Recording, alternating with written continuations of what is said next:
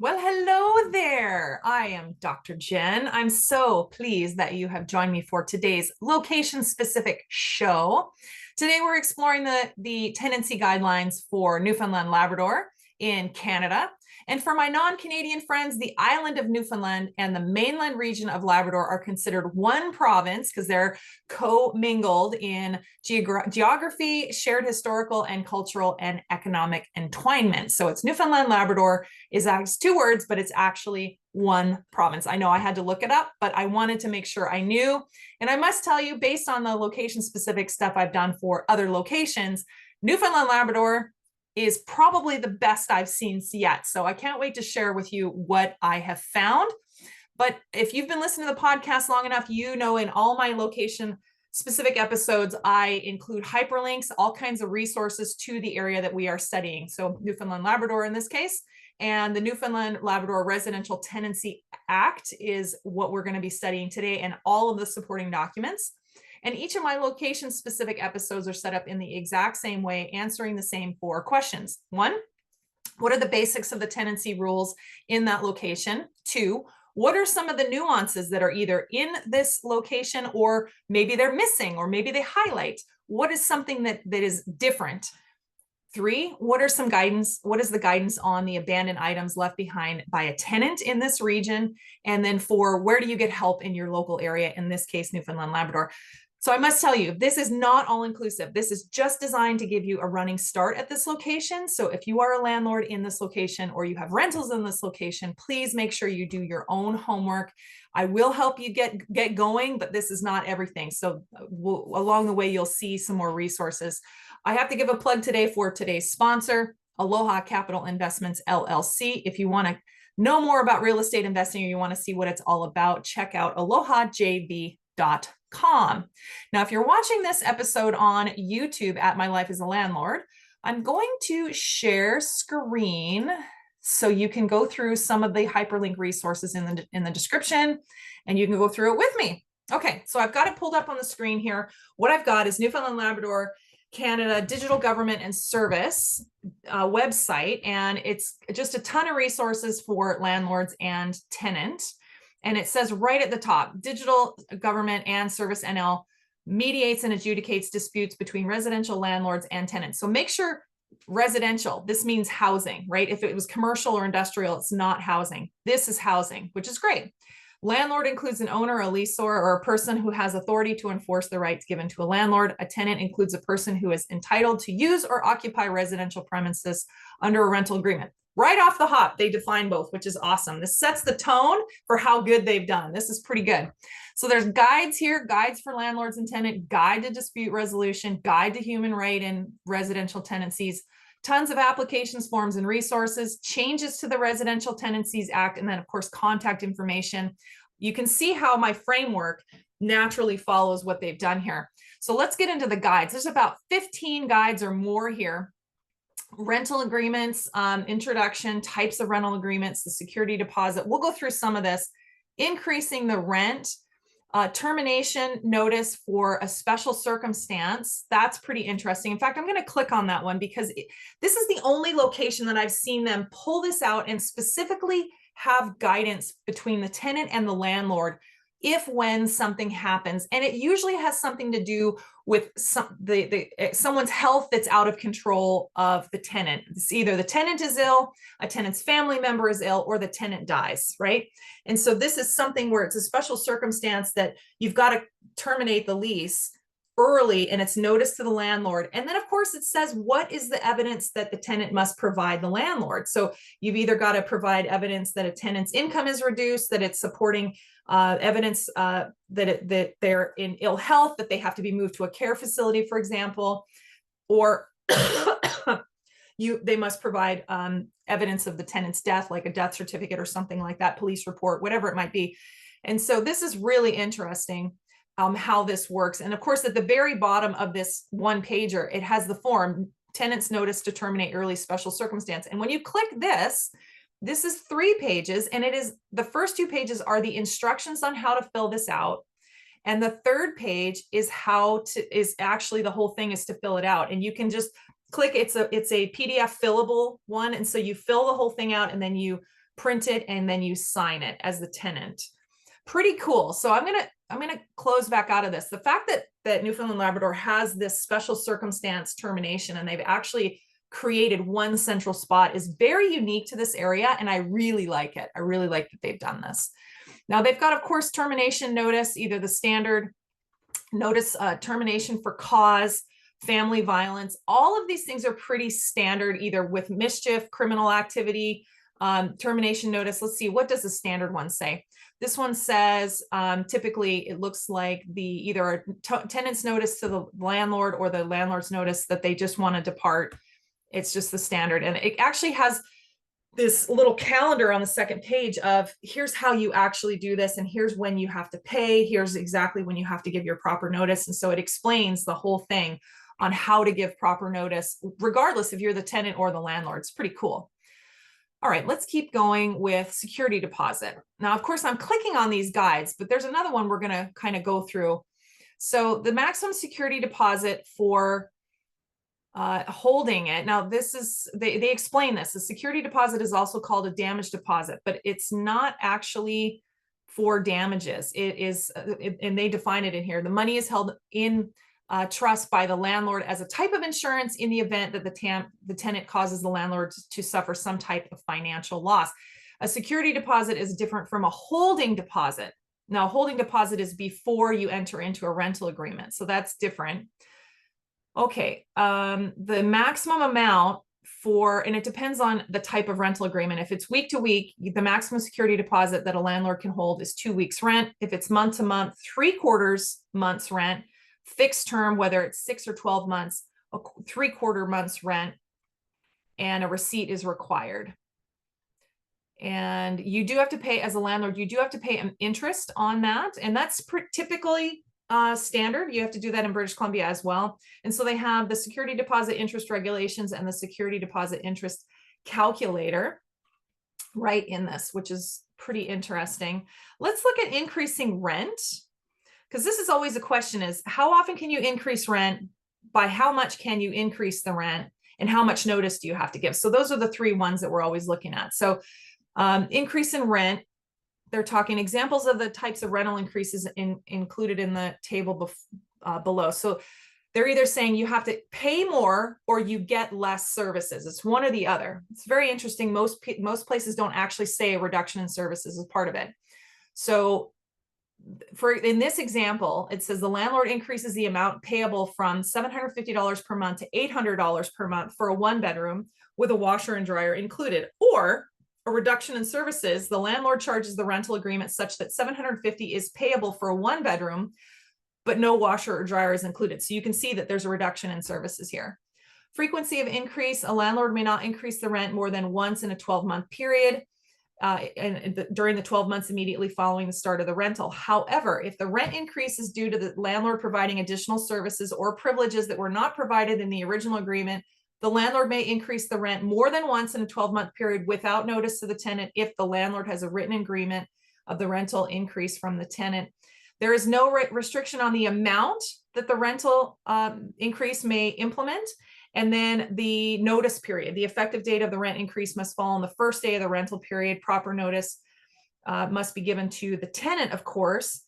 And let's see, if the rental agreement is month to month, notice must be given not less than 6 months. 6 months. Wow.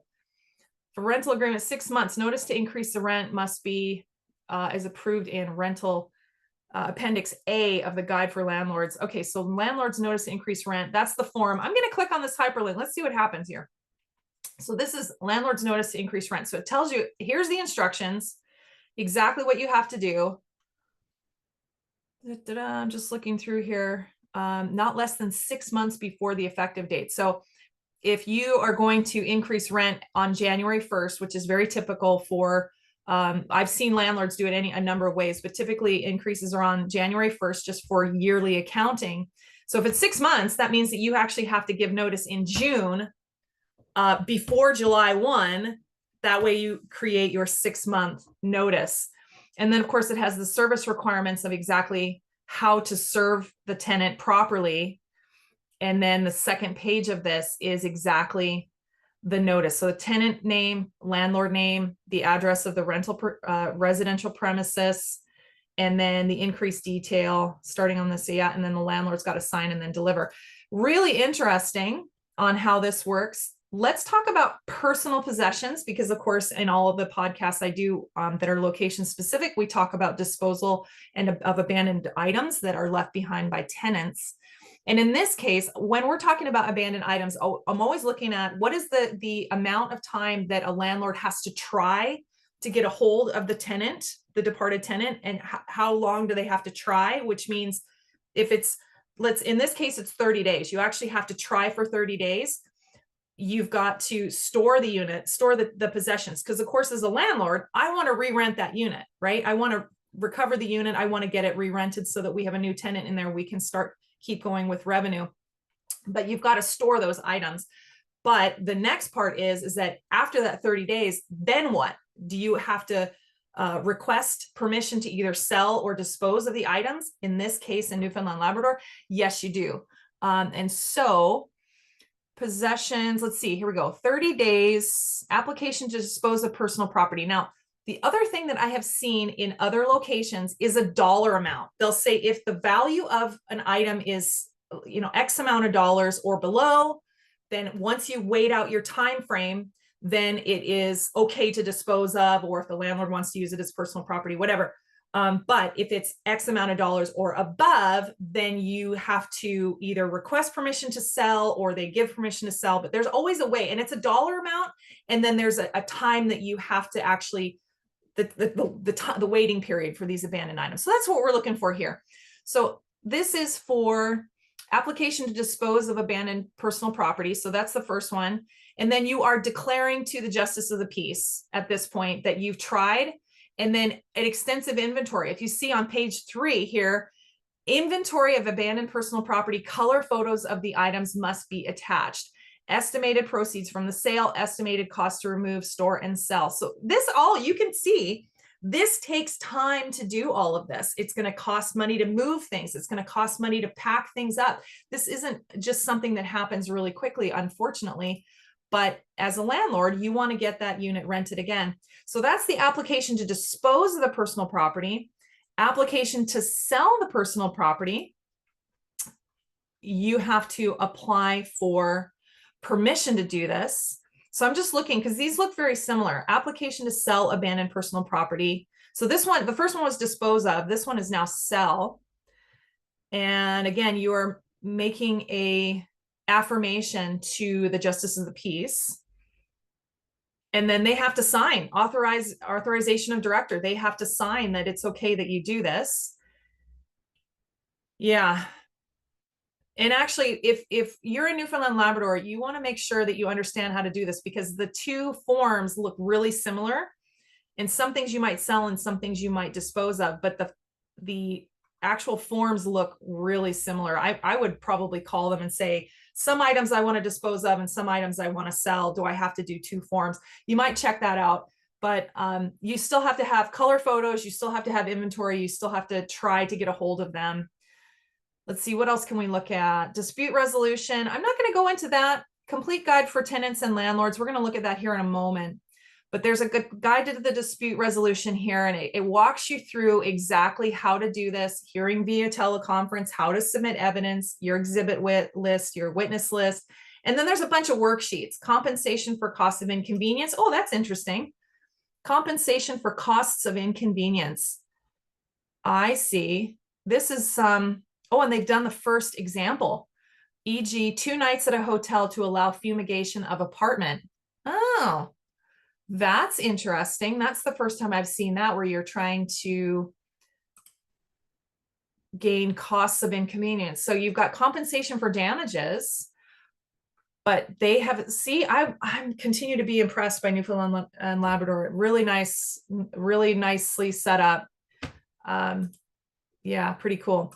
Payment of utilities. This goes on here. So if you're, again, they're trying to make it really easy. And then the rent ledger, landlord name, da, da, da, da, da. So this is if you're keeping manual transaction history of the rent that's been paid to typically I've got too many rentals to do it like this, but if you only have a few, then you could do it manually like this, but you would still have to support this. Like whether like I do mine in QuickBooks, or there's some people who do them in Excel, but either one, whatever you're going to do, if there's a dispute or if there's a concern or a problem or a ledger or a late fee, in this case, I can see on their example, there's a late fee, then you can have an accounting for that unit, especially as someone departs.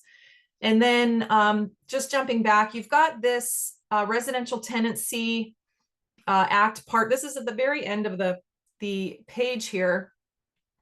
Presentation on Residential Tenancy Act. The actual act itself is, I think it's up at the top. Where are we here? Contact information. Okay. Yeah, here it is. Residential Tenancies Act 2018. Now, remember, as with most places, a Residential Tenancies Act of any kind, or a Hawaii Landlord Tenant Code, or there's any number, whatever the name of it is for your area, your state, province, territory, whatever it is a law. And so it's very legal. And so this is the legal part. So if you're watching on YouTube at My Life as a Landlord, here is the law part. So you can click on it. It's a bunch of hyperlinks. It'll jump to it, very legalese. But let's go to the guide part. And so what I'm going to do is I'm actually going to click on the guide for landlords and tenants, which actually looks like this. So a guide, and of course this hyperlink is in the description of this. This is the Residential Tenancies Office, and it's 100 pages. Now, we're not going through all 100 pages. I'm just going to skip through the high points, and I'm going to answer some of the questions that I have, and I know that each framework is going to have. So as we scroll down here, this table of contents is hyperlinked. You can click on it. I'm not going to go over, we've actually gone quite a bit. Mitigation on abandonment, entry of residential premises. We're just going to, wait a minute, did I see pets? I did. Let's go to pets. A landlord may prohibit pets from residing in residential premises on a condition of the rental agreement. However, you have to allow service animals based on Human Rights Commission. And that's typical, whether you're in Canada or the US or Australia or the UK, whichever, there is allowances for service animals. And in the US, particularly emotional support animals. So there's a link here on the guideline of rental housing for the Human Rights Commission. So you can take a look. There's also some information about cannabis. Landlord may prohibit the smoking and cultivation of cannabis in a residential premises on a condition of the rental agreement. We happen to have this in our location. And yeah, very interesting how this all works. Now, this is pretty standard in some of these. I'm going to just scroll down. This one is a tenant's request for repairs. What happens if a landlord doesn't do the repairs, and can the tenant take action, and can they make the repair themselves and then deduct it from the rent? This is how you do it. The short answer is yes, you can do it, but you also have to give ample time and notice to the landlord of the problem. And it can't be just aesthetic. It can't be, hey, I want you to paint a wall. It can't be like that. Like, the landlord is not into the aesthetics part of it. This is part of the increasing rent. In fact, it looks like the sheet that we were looking at already is straight out of this guide, which is fine. Here we go. So subletter assignment, this is normal. Termination notice, we talked about this already with the calendar. Oh, they just took all those guides and they created one. Okay. So this is termination for cause. Yeah. Not less than 5 days. So some of these, depending on the location, it just depends on how much notice you have to give and how much time you have to allow for people to depart, or notice you have to give to the landlord, whatever it might be. But it talks about misbehaving, material breach, material term of a lease. What happens if the premises becomes inhabitable, like you've had a fire flood, or the unit has just become in such disrepair that it is not safe anymore?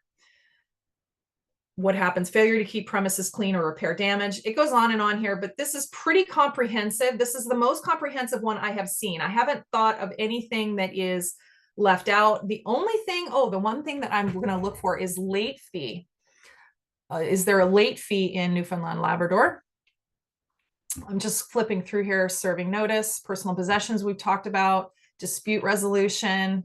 remedies, decisions, how this whole thing works, and then the standard rental agreement. So it has a standard lease. In fact, the last half of this guide is all of the pre-made forms for you, which is pretty incredible. Yeah, this is really nice. There's a lot of places where they don't have this. It just says it must say these words. In Newfoundland and Labrador, they actually do the whole thing for you. Okay, I am going to go back up to the table of contents. I'm going to look for late fee, because that is always a question, is can you charge a late fee? If so, how much is considered standard, or is a flat fee, or is it a percentage of the rent? And is there a grace period? Is there considered a grace period? And I don't see it. Okay, landlord must provide the documentation. Yeah, so the landlord must provide the lease within 10 days of the rental agreement. And they must, oh, interesting. A landlord must provide a copy of the Residential Tenancy Act. Okay, that's good. It's probably not a bad idea.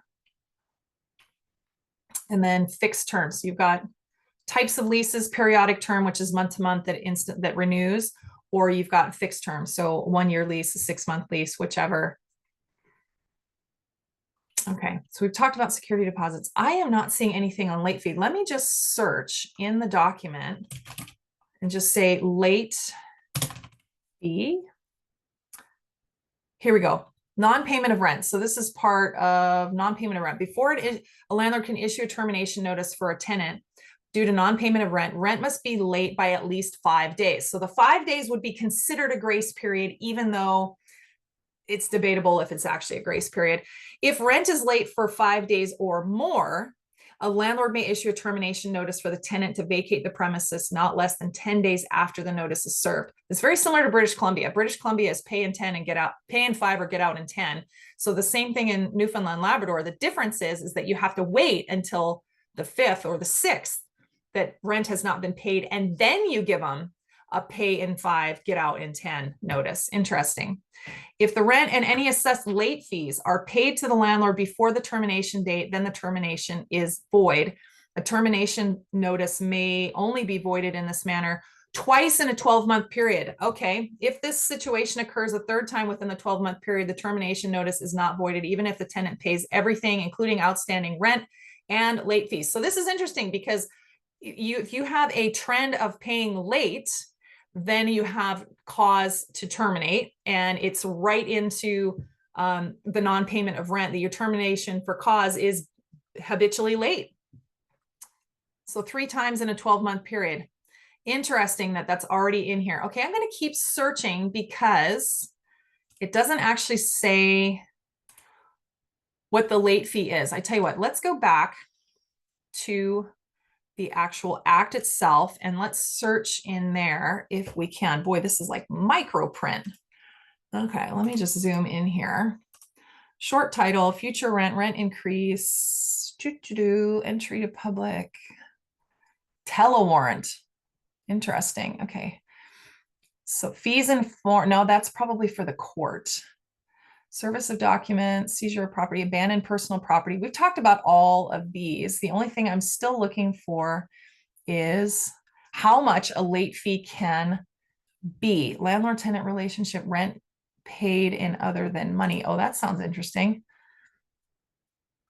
So if a rent is payable in part or whole in other than money, like let's say somebody's going to do landscaping or pulling weeds or mowing lawns or dog walking or painting or something, then the landlord shall give the tenant a written document signed by the landlord specifying the payment in other than money and the value of money in each item in payment. And it's all got to be spelled out. Future rent. A landlord shall not require a tenant to make or accept from the tenant future rent. Interesting. Security deposit. So this is all the legalese aspect. Here it is. Fee for failure to pay rent. When a tenant does not pay for rent for a rental period within the time stated in the rental agreement, the landlord may charge a late payment fee in an amount set by the minister. Okay. Where a check for the payment of rent is returned. So an NSF fee, if it's returned to the landlord by a financial institution because of insufficient funds, the landlord may charge the tenant a fee in the same amount as the fee charged to the landlord by the financial institution. So that's pretty standard. So if there's like a $35 NSF fee for the bounce check to the landlord, then that gets pushed back on the tenant. So it still doesn't say how much the late payment fee. It says an amount set by the minister, but it doesn't say what it is. Okay. So interesting. I'm just going to jump back to here. One other thing here. Oh, this is the other thing I wanted to go through was how to get help in Newfoundland, Labrador in this location. So you've got 3 physical locations in the province. You've got one at St. John's, you've got Corner Brook, and you've got Gander. And they've got 3 different phone numbers here. In St. John's, this might be the easiest one. St. John's is 709-729-6998. So there's the phone numbers. You can actually phone, and if you want them in French, they've got translation services. There's quite a few locations that you can get help. You can also email them, landlordtenant@gov.nl.ca. And oh, they've got a toll-free number within Newfoundland and Labrador, 877-829-2608. And then they've got another local number here. I'll give it to you. That is just in general for the province, 709-729-2608. So you've got a bunch of resources here as a part of, where are we at? So this is the provincial office. This is all about the department in the province and specifically landlord and tenants. So if you're still watching on YouTube at My Life as a Landlord, you'll see there. All right, I'm going to go ahead and stop sharing, and I'm going to go through, just make sure we hit all the high points for this location. Tenant application fee. There was no discussion about a tenant application fee, but there was for a holding fee that would then could get converted to either security deposit or first month's rent. Grace period for late rent without penalty, 5 days. Late fee amount, still don't know, but there is one set by the minister. You could actually call them and just say, hey, what's the late fee I'm allowed to charge? And they'll either give you a dollar amount or they will give you a percentage, or they'll say typically for rentals, it is X amount. So there's typically one. Security deposit, we had said, depending on what type of lease it is, tons of pre-made forms, lease wording and details. They actually give you the lease, just print the lease and fill it out. Pets and animals, yes, but you can also not have pets. Now remember the difference between a pet and a service animal. A pet is a freeloader. It does not have a job. A service animal has a job. So that's the difference. So delivery of signed lease required, yes, and a copy of the act within 10 days. Condition inspection at move-in, didn't say that it was required. Highly suggested though, that's good. Standard warning letters or wording, there's standard warning letters, you know, straighten up, smarten up. Required maintenance inspections. No. How often can you increase the rent? Yes, we found this. And how much can you increase the rent? There's no stated amount that you can increase the rent. And how much notice? 6 months if you are on a fixed lease. Renter's insurance, nothing stated about renter's insurance, or if you have a fixed lease when it ends, nor the condition inspection at move out. Return of deposit or bond timing. Return of deposit, actually we didn't look into this. Let me go back and take a look, but the return of the deposit, security deposit rental calculator. It'll have it in here, security deposit. So let's go back and take a look. So when you return the security deposit, it's got to, so it says the Residential Tenancies Act requires the landlord to return the deposit plus interest to the tenant within 10 days. Wow, that's fast. Within 10 days after the rental agreement is terminated, unless one of 2 things happens. The landlord and the tenant reach an agreement on the return of the security deposit that's different, or the landlord files a claim to retain all or portion of the security deposit. So you have to file a claim. If a tenant makes an application to the Director of Residential Tenancies for the return of a security deposit, the landlord will be notified of the application and a hearing. The landlord will then have 10 days from the date the landlord receives a copy of the tenant application to file an application to retain all or some of the damage deposit. And if the landlord does not file an application within the time period, the director may cancel the hearing and automatically issue an order to return the damage deposit to the tenant. So you have to really mind this. And then the interest, there's an interest calculator. We had talked about that. So pretty interesting. No mention of landlord retaliation in Newfoundland and Labrador. So, but I'm betting that there is some kind of mention in there that you're not allowed to do this, but nothing major, nothing actually spelled out about landlord retaliation. Interesting. So nuances in the area. I talked to you about the cannabis part. Let's see, what else? We did talk about abandoned items and personal possessions, and then a couple of different items on where to get help in this location. Yeah. Very well done, Newfoundland and Labrador. Very impressive. I was really shocked actually at how complete this was. There are some missing items, but not many. This is the most complete I've seen. All right, so let me wrap this up as we go through here. Each of my location-specific podcasts is set up in the same way in answering those 4 questions. 1, what are the basics of the tenancy laws in that location? 2, what are the nuances of that location? 3, guidance about abandoned items left behind by a tenant. And 4, where to get help in the local area.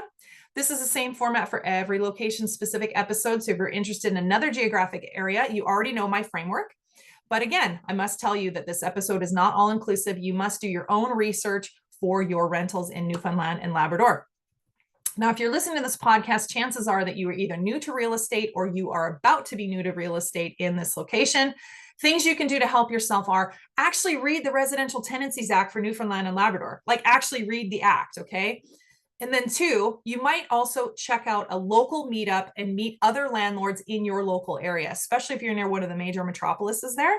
You want to actually ask the same questions. You want to have a think tank. Now, if you can't find a meetup or you're too rural, I get it, especially out in Canada. You want to make sure that you are at least meeting digitally, social media, Facebook groups. There's all kinds of things that you can connect and share ideas and get the questions to the answers to the questions you're asking. So if you learned something from today's show, could you please give me a review on whatever platform you are listening to this on? And I hope you enjoyed this, especially if you're watching on YouTube at My Life as a Landlord. Thank you so much for your input. Today, I'm recording this episode in San Antonio, Texas. Why? Because real estate takes you places. Where do you want real estate to take you? Join me in the next episode live right now in the library, episode 144 about the great state of Oklahoma. I'll see you there.